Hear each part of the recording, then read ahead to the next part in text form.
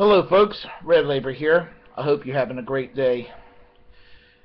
Just when you think you've heard enough lunacy on the far right, more lunacy I ran across. William F. Jasper, I believe that is his name. William F. Jasper, who writes for the New American magazine, which is published by the John Birch Society. On a forum back on May 25th, 2011, did a expose, if you will, on the Socialist International.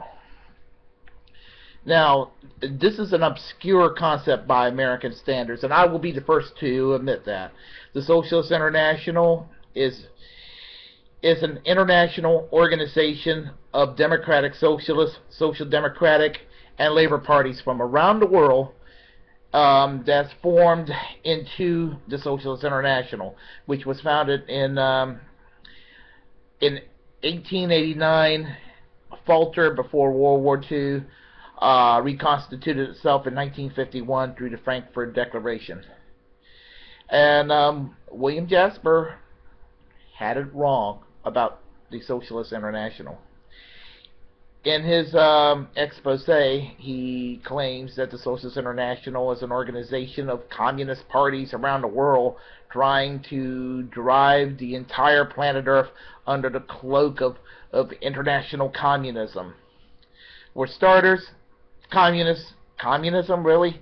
The Cold War's over, aside from dinosaur relics like North Korea, which is a shithole of a country, or China, which isn't really all that communist, but they've taken the worst of communism and the worst of capitalism and fused it together.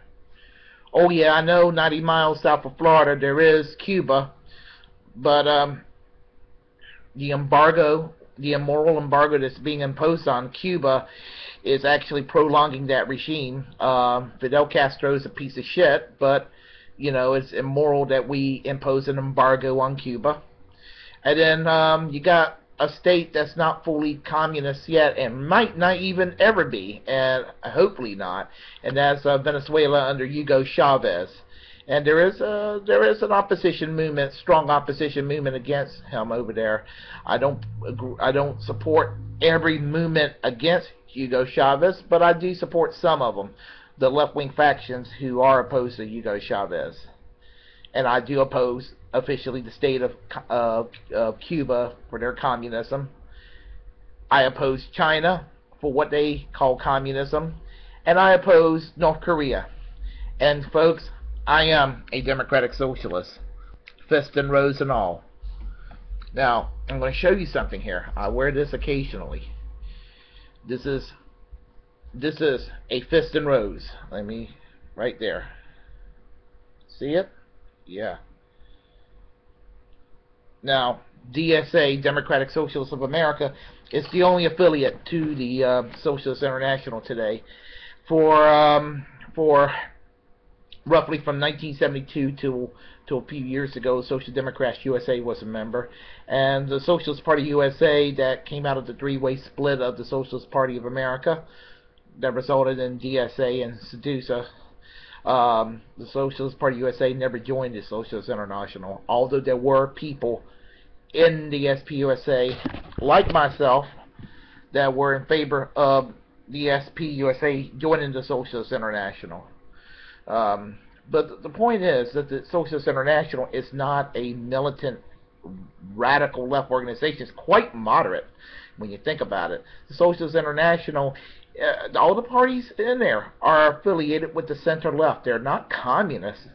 In fact, a majority of the parties in the Socialist International have made it clear that they oppose communism.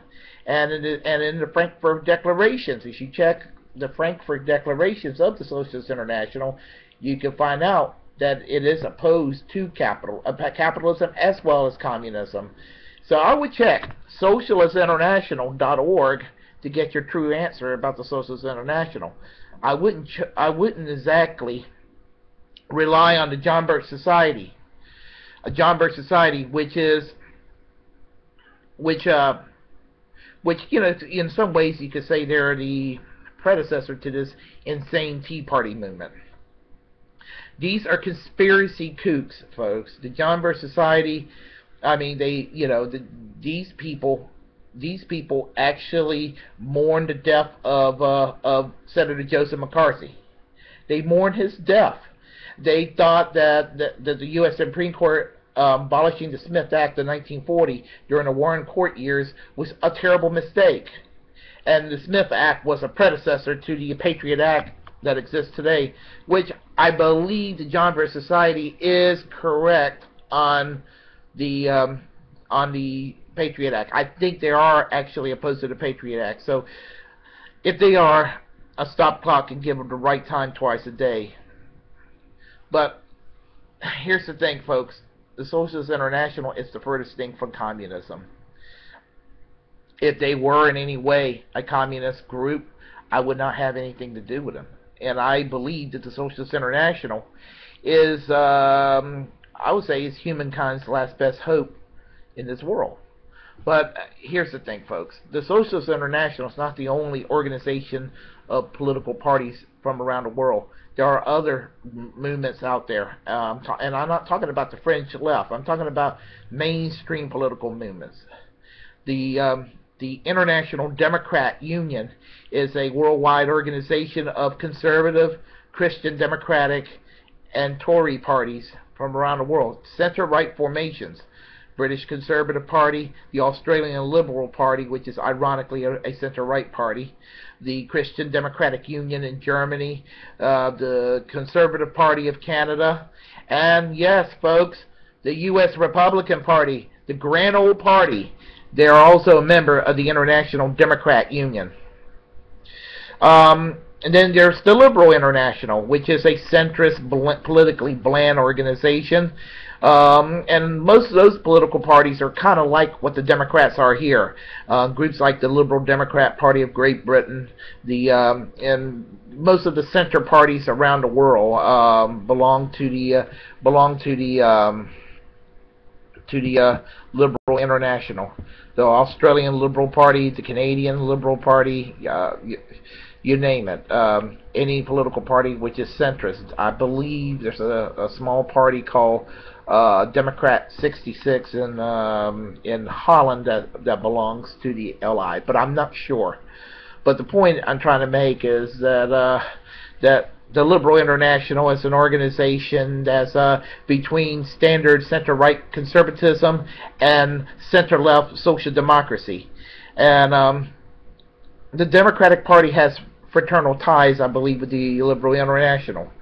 As for the Socialist International, now, this is where it gets complicated, and maybe there's a little bit of confusion. I know Congressman Alan West, who was defeated, thankfully, in this past election cycle in 2012, he had it wrong, though, when he said that there are 70 Democrats that are members of the Communist Party.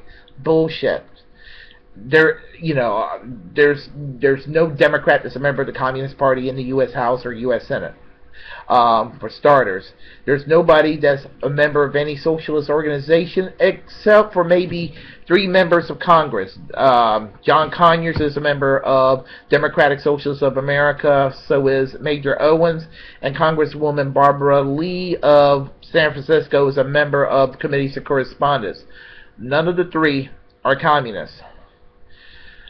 With regard to Bernie Sanders of the U.S. Senate is the first elected socialist to the U.S. Senate, and he is an independent.